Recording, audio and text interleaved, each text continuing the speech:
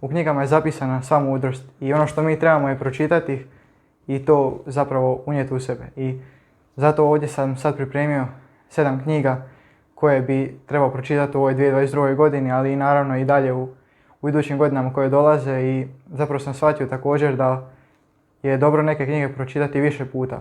To je ono što sam ja napravio i što ću raditi, i neke knjige zapravo vrijedi čitati svake godine. Tako da sad ovdje imam nekoliko knjiga za koje mislim da bi trebalo pročitati u zapravo svakoj godini.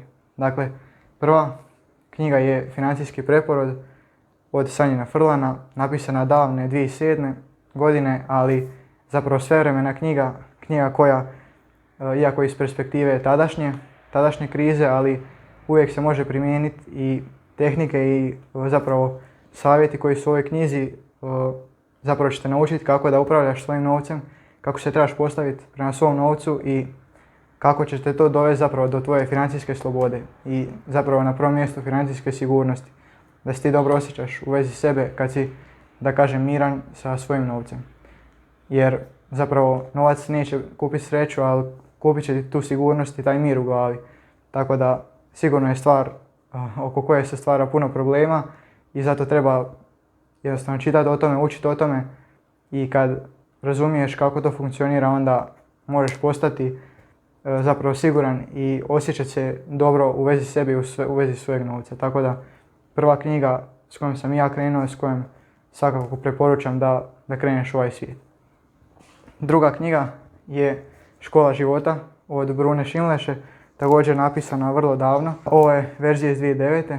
Dakle isto vrlo davno, ali također svevremena knjiga, svevremene ideje i lekcije koje možeš primijeniti uvijek i koje treba primjenjivati uvijek. Dakle, koliko je važno brinuti se za sebe, da trebaš biti sebi na prvom mjestu i, na primjer, koliko je važna zahvalnost, divljenje samom sebi, divljenje svemu što se nalazi oko tebe i jednostavno knjiga koja otvara oči i otvara ti nekako drukčiji pogled na svijet i na kako da prihvatiš ono što se događa oko tebe, kako da reagiraš i kako da se naučiš kontrolirati. Tako da svakako vrlo velika i poučna knjiga, svakako velika preporuka. A nakon toga da nastavimo sa srećom, ovdje je knjiga jednog danskog znanstvenika, da kažem. Ja ovo čitam HG, sad može biti puno načina kako da se ovo čita, ali ja čitam HG, a to je zapravo na danskom znači nekakva sreća, odnosno osjećaj zadovoljstva i sreće. I knjiga u kojoj se otkriva o tome koje su to stvari, prostor, kako urediti prostor, da se osjećaš ugodno i sretno. I to je HG je zapravo onaj osjećaj kad se osjećaš onako nekako ušuškano i kad ti je mirno, lijepo i toplo. I najčešće uz šalicu toplog mlijeka ili čaja. Tako da to je nešto što treba zapravo prakticirati svaki dan, što se može prakticirati vrlo jednostavno i zapravo ne postoje nekakva pravila, ali postoje neke stvari, predmeti koje ti daju taj osjećaj da se osjećaš onako dobro i ispunjeno, sretno i sigurno. Tako da svakako vrijedi pročitati ovu knjigu i zapravo potvrđuje ti neke stvari koje možda već i znaš, ali i otvarati znanja za neke nove stvari koje možeš raditi, da zapravo napraviš sebe, da se osjećaš puno bolje.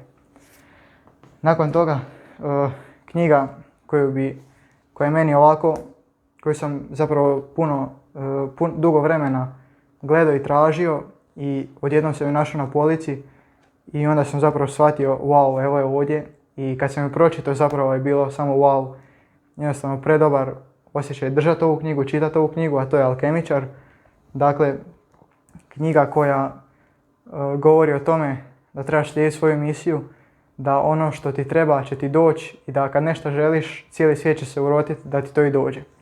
I da ne trebaš nikad skretati s puta koji je namijenjen za tebe, da ne trebaš prestati slijediti svoju osobnu misiju i slušati svoje srce. I zapravo knjiga koja mi je potvrdila prije svega puno toga, ali otvorila i dala novi pogled na svijet i na zapravo prihvaćanje događaja i razvoj situacije. Tako da knjiga jednostavno puna mudrosti i znanja, tako da svakako nakon ovih knjiga svakako treba pročitati ovu knjigu. Jednostavno predobra knjiga. Nakon toga na redu je nekoliko engleskih knjiga na engleskom. Naravno, sigurno imaju i prijevodi na hrvatski, ali ja sam ih čitao i slušao na engleskom. Prva od tih je Compound Effect, dakle knjiga koja govori o navikama i koja govori o tome kako se navike zapravo nakupljaju i, da kažem, ukamačuju jedna na drugu. Nakupljaju se i rastu eksponencijalno. Dakle, sve ono što radiš se nakuplja i taj napredak postaje puno veći i puno brži. Dakle, potrebna je konstanta, redovitost i to će se isplatiti u puno većem broju i većoj količini kasnije. I nakon toga još jedna knjiga, a to je Can't Hurt Me od Davida Gogginsa. Knjiga koja će te učiniti zapravo monstrumom u glavi, koja će ti pojasniti da je sve u glavi, da ti zapravo kad naučiš ušutkat svoj um, kad naučiš, da kažem, utišat svoj um i sve ono što ti on pokušava reći da ne možeš i da ne znaš, shvatit ćeš da zapravo sve možeš i da je prepreka zapravo u tvojoj glavi. Tako da, knjiga koja će te učiniti puno jačim, naravno samo to čitanje knjige te neće toliko učiniti jačim, ali kad počneš primjenjivati i raditi na sebi, onda ćeš shvatiti da možeš zapravo primijeniti te neke tehnike i to će te zapravo puno pomoći u tvom daljnjem napretku. Tako da, evo, to su knjige koje trebaš pročitati zapravo u ovoj 2022. ali svaku godinu kasnije kad god gledaš ovo, uvijek se možeš vratiti ovim knjigama. Svevremene su i sigurno će ti donijeti puno prosvjetljenja, puno ideja i puno korisnih savjeta.